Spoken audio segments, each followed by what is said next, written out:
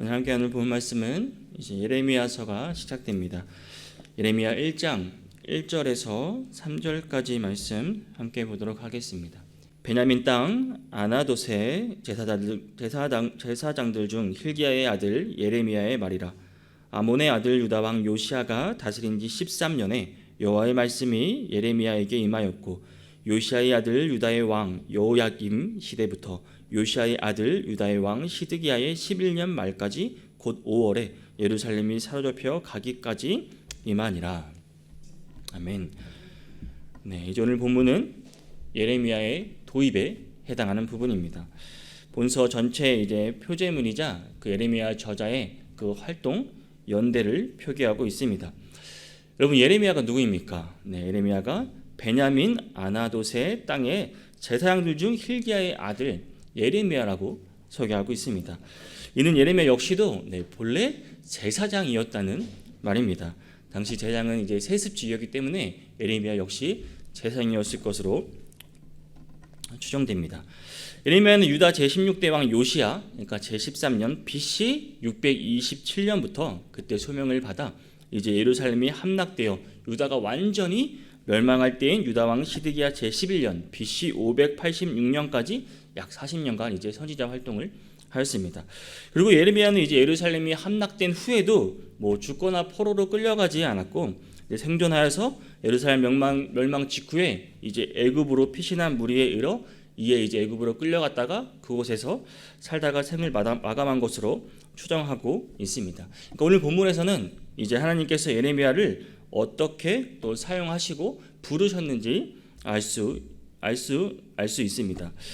여러분, 하나님께서는 그 사람을 부르고 또 사용하실 때 과거를 묻지 않고 복되게 사용하신 분임을 우리는 알 수 있습니다. 본문 1절을 다시 보면 베냐민 땅 아나돗의 제사장들 중 hil기야의 아들 예레미야의 말이라 라고 기록하고 있습니다.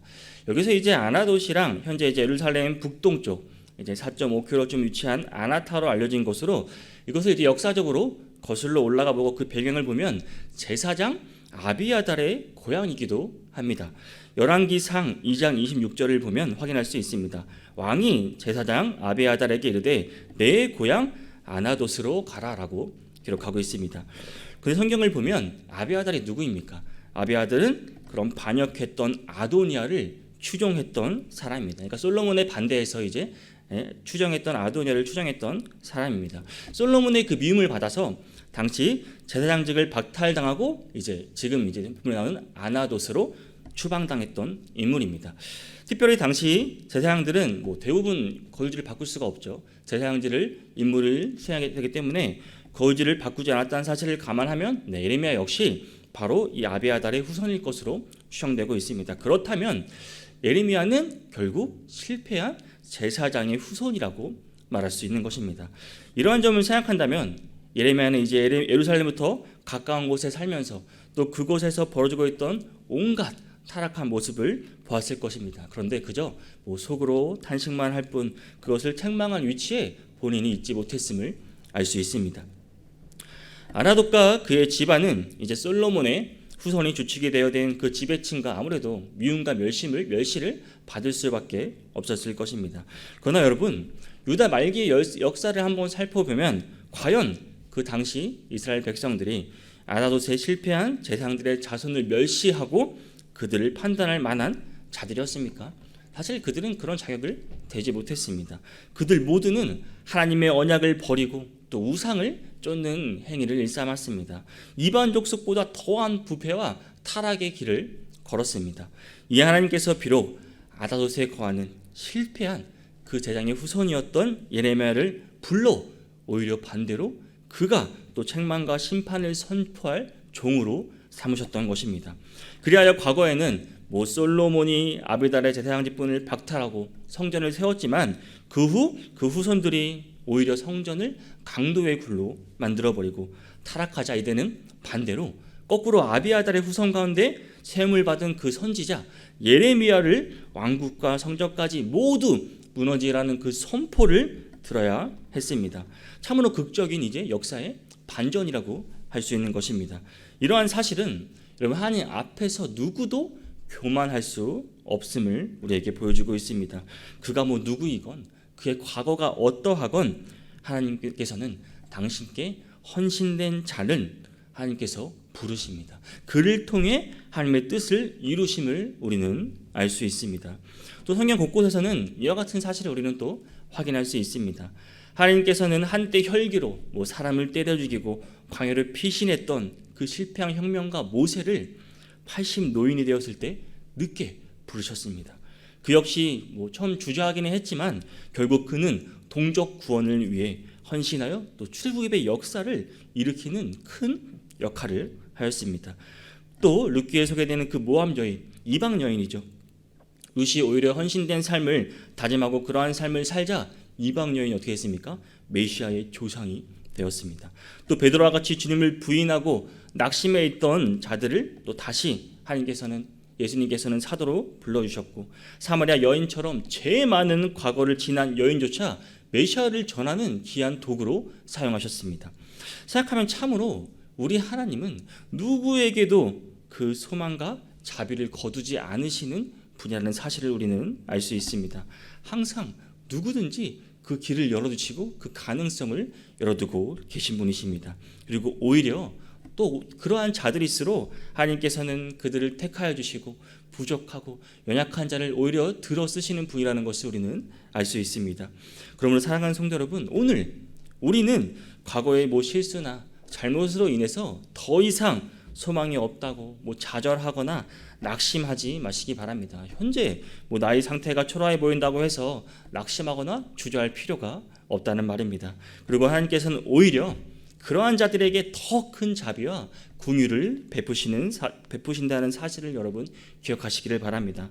우리는 그저 늘 정결한 그릇이 될 수 있도록 우리 자신을 또 단련하고 자신을 성숙하게 해야 하는 것입니다. 그렇게 함으로써 하나님으로부터 우리가 더 크고 귀하게 쓰임받는 은총을 누릴 수 있기를 바랍니다. 본문 2절과 3절을 보면 이제 예레미야의 그 활동 연대를 알 수 있습니다. 아몬의 아들 유다 왕 요시야가 다스린 지 13년에 여호와의 말씀이 예레미야에게 임하였고, 요시야의 아들 유다의 왕 여호야김 시대부터 요시야의 아들 유다의 왕 시드기야의 11년 말까지 곧 5월에 예루살렘이 사로잡혀 가기까지 임하니라. 그러니까 이제 예레미야에게 하나님의 말씀이 임한 기간과 또 그에 따른 사역의 기간이 기록되어 있습니다. 그런데 이를 보면 요시야가 이제 왕위에 올라 통치하던 그 13년 되던 해부터 유다의 마지막 왕 시드기야 11년 말까지라고 되어 있습니다. 그러니까 공식 연대로 따지면 BC 627년부터 이제 586년까지 대략 40년이 됩니다. 하지만 그의 활동은 유다가 멸망한 후에도 계속 이어집니다. 예레미야 40장에서 44장을 보면 계속 예레미야의 활동이 이어지는 것을 우리는 확인할 수 있습니다. 그러니까 이를 아마 합치면 약 거의 50년 정도의 그 선지자 활동 예레미야가 했다고 볼 수 있습니다. 그리고 이 기간은 뭐 거의 한 사람의 평생 일생의 대부분이라고 할 수 있습니다. 그런데 예레미야는 이 기간 동안 한동안 변치 않는 그 신실한 모습으로 그 50년이란 긴 세월을 끊임없이 그 직분을 수행한 것입니다. 그러나 여러분, 이 긴 말씀을 선포하는 그 기간 동안 예레미야가 어땠을까요? 감당하기 힘든 그 처절하고도 고통스러운 나날을 보내야만 했습니다. 실제 본수의 기록들 이제 곳곳에는 뭐 그가 당하고 또 거듭되는 그런 박해와 고난의 장면들이 앞으로 계속 우리는 확인할 수 있을 것입니다. 또 그로 인해 예레미야가 어땠습니까? 슬퍼하고 또 그 낙심 속에서 고통스러운 그 심경을 토로하는 내용들을 우리는 확인할 수 있습니다. 하지만 그는 결코 그런 고난과 또 슬픔으로 인해 좌절하고 무너진 것이 아니었습니다. 오히려 그 순간 하나님께서 예레미야를 또 위로해 주시고 그 위로 가운데 견고한 모습으로 다시 또 일어나 그 하나님의 사명을 감당하는 모습을 볼 수 있습니다. 이러한 그의 모습을 볼 때 때로는 좌절과 슬픔 속에서 탄식할 수도 있고 고난에 빠져 있을 수도 있습니다. 하지만 다시 일어서서 또 이런 모습이 우리에게 보여주는 것은 우리에게 실망보다는 우리에게 오히려 소망을 안겨주는 것입니다. 그리고 그의 삶의 모습은 그야말로 한 길을 오로지 하나님 앞에서 그 충성된 삶을 우리에게 충분히 보여줬다는 것입니다. 우리에게만 아니라 또 이것은 역시 하나님에게 복되고 충성된 것으로 여겨졌을 것입니다. 비록 자신의 시대에는 조롱당하고 또 핍박당하고 고난으로 일관된 삶을 살았지만 누구보다 그의 인생은 그야말로 하나님 앞에서는 충성된 삶을 살아왔던 것입니다. 하나님의 참 선지자로 여김을 받을 만한 온전한 인물이 되었습니다. 신약을 가면은 신약에 이제 예수님께서 예수님의 제자들도 이를 기억할 정도였습니다. 마태복음 16장 14절을 보면 이제 사람들이 인자를 누구라 하느냐 하는 질문에 이렇게 말하고 있습니다. 이르되 더러는 침례 요한, 더러는 엘리야, 더러는 예레미야나 선지자 중에 하나이다라고 말합니다. 그만큼 예레미야는 이제 대표하는 그 선지자로 후대에 이름을 남긴 인물이었습니다. 우리는 이러한 예레미야의 삶을 통해 어떤 교훈을 얻을 수 있습니까? 진정한 그 믿음과 선행은 이것이 지속될 때 그 참된 가치와 빛을 발하게 된다는 사실입니다. 이는 그 누구라도 한때의 감정과 또 결심으로 선을 행하고 영웅적인 행동을 할 수 있으나 오랫동안 지속하는 일은 오직 소수의 사람에게만 가능한 것이라는 말입니다. 이는 우리의 역사 속에서도 우리는 확인할 수 있습니다. 우리가 어려운 시기, 일제 강점기 시기도 마찬가지입니다. 처음에는 많은 사람들이 일제를 항거하고 민족 정신을 지키려고 했겠죠. 하지만 결국 나중에는 아주 소수의 사람만 이러한 일을 지속할 수 있었습니다. 우리 신앙도 마찬가지입니다.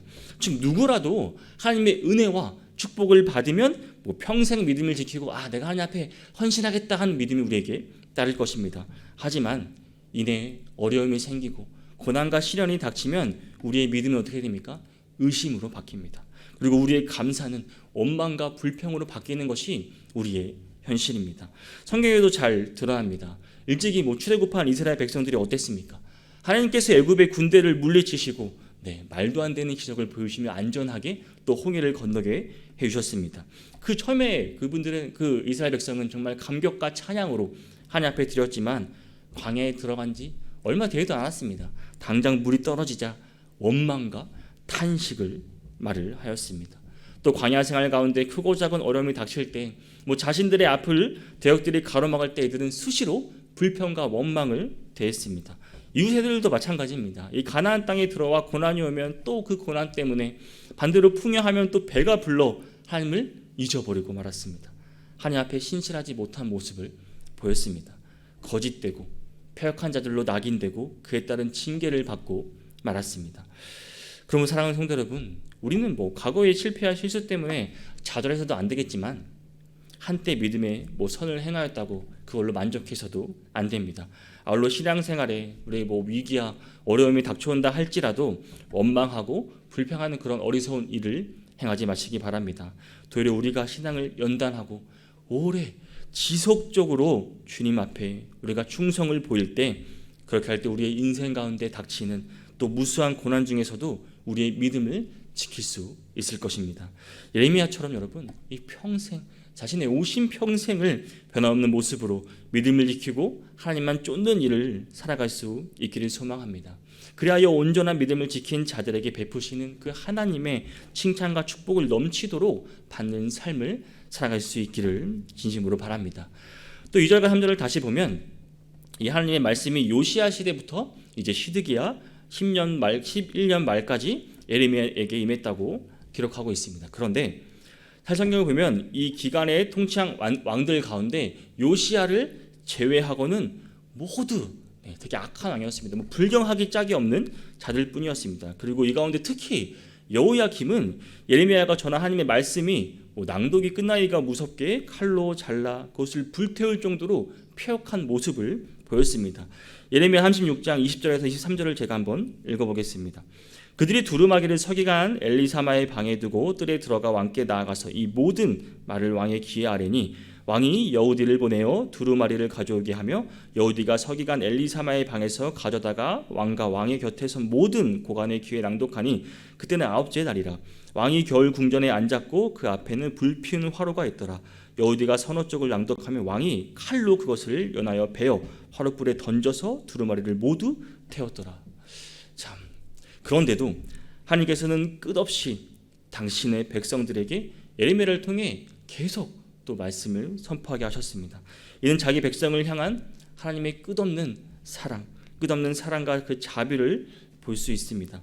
이와 관련해 다시 3절을 보면 이제 예루살렘 멸망한 때는 시드기야 11년 5월이라고 하였지만 하나님의 말씀은 그의 말까지 계속 임하였다고 말하고 있습니다. 나아가 멸망 후에도 예레미야의 사역은 계속되었다는 말입니다.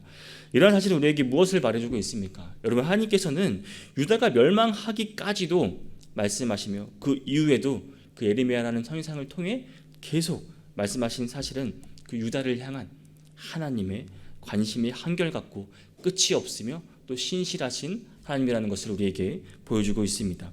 또한 본서의 52장 이제 마지막을 보면 하나님께서는 이스라엘 백성이 사로잡혀간 그 바벨론 땅에서도 역시 긍휼을 베푸셨다는 것을 계속 증거하고 있습니다. 이 역사도 역시 하나님과 하나님의 사랑과 자비는 우리에게 끝없이 신실하심을 보여주고 있습니다. 이러한 하나님의 사랑의 면면은 역시 성경 곳곳에서 우리는 너무나 많이 볼 수 있습니다. 요한복음 13장 1절 말씀을 보면 세상에 있는 자기 사람들을 사랑하시되 끝까지 사랑하시니라라고 말씀하셨습니다. 이 말씀 그대로 주님은 당신의 사람들 또 당신에게 속한 이들을 그야말로 끝까지 사랑하셨습니다. 어떻게 알 수 있습니까? 주님은 항상 자기 곁에 있지만 또 자신을 불신하고 어리석음에 사로잡혀 주님의 뜻을 제대로 알지도 못하고 또 3년 반 동안 동고동락하셨던 그들을 주님의 제자로 세우시고자 온 힘을 다하셨습니다. 또 그들과 함께 우리 모두를 위해 십자가에서 죽으시는 그 고난을 감당하셨습니다. 아울러 베드로 같은 제자들이 여러 사람 앞에서 주님을 저주하며 부인하고 도망쳤음에도 주님께서는 다시 부활하신 후에 그를 찾아가셔서 다시 그를 사도로 세워주시고 사명을 감당할 기회를 주셨습니다. 그리고 이는 오늘날에도 마찬가지입니다. 지금도 헤아릴 수 없이 많은 자들이 어떻습니까? 우리는 그저 우리 생각에 자기 탐욕과 자기의 욕망에 빠져 헛된 일, 악한 일, 탐욕스러운 일을 하고 있습니다. 하지만 그들을 끝없이 긍휼과 자비로 하나님께서는 사랑하십니다. 인내하시고 바른 길로 이끌고 계시는 것입니다. 하나님께서 인간의 패역함을 모르시겠습니까? 심판할 권능이 없으시겠습니까? 어찌하든 하나님께서는 그 한 영혼도 빠지지 않고 하나님께 오기를 원하시는 것입니다. 하나님 앞에서 구원받고 그러기 위해 계속 하나님께서는 인내하시며 무한한 자비와 사랑을 우리에게 베푸시는 것입니다. 그러면 사랑하는 성도 여러분, 우리는 이런 하나님의 사랑, 그분의 끝없는 자비와 긍휼에 감사하는 삶을 살아야 하는 것입니다. 그리고 그 은혜에 보답하는 삶을 살고자 온 힘을 다해 살아갈 수 있기를 원합니다. 아울러 하나님의 사랑과 인내가 또 크면 클수록 그 은혜가 끝났을 때 여러분, 그 누구도 감당할 수 없는 심판이 있음을 여러분 기억하시기를 바랍니다.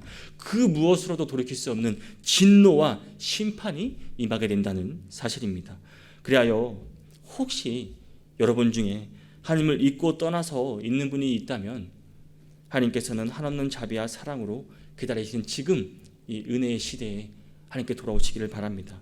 이것이 바로 지금이야말로 구원의 때임을 기억하시고 서둘러 하나님의 품으로 돌아올 수 있기를 바랍니다.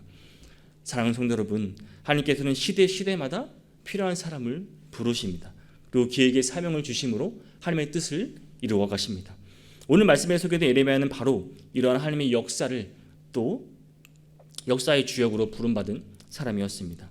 하나님의 복된 역사를 이룩하는 데 사용된 사람이었습니다. 사람들의 시각이 어땠습니까? 그는 사실 부족한 사람이었습니다.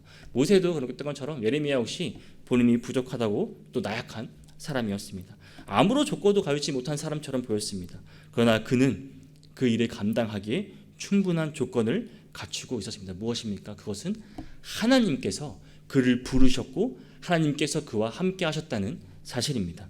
이거면 여러분 충분합니다. 그것은 그가 지난 모든 결함, 그가 가진 모든 연약함을 능히 채우고도 남습니다. 여러분, 예레미야 같이 이 시대에 부름받은 하나님의 사람이 있습니다. 누구입니까? 여러분, 바로 우리입니다.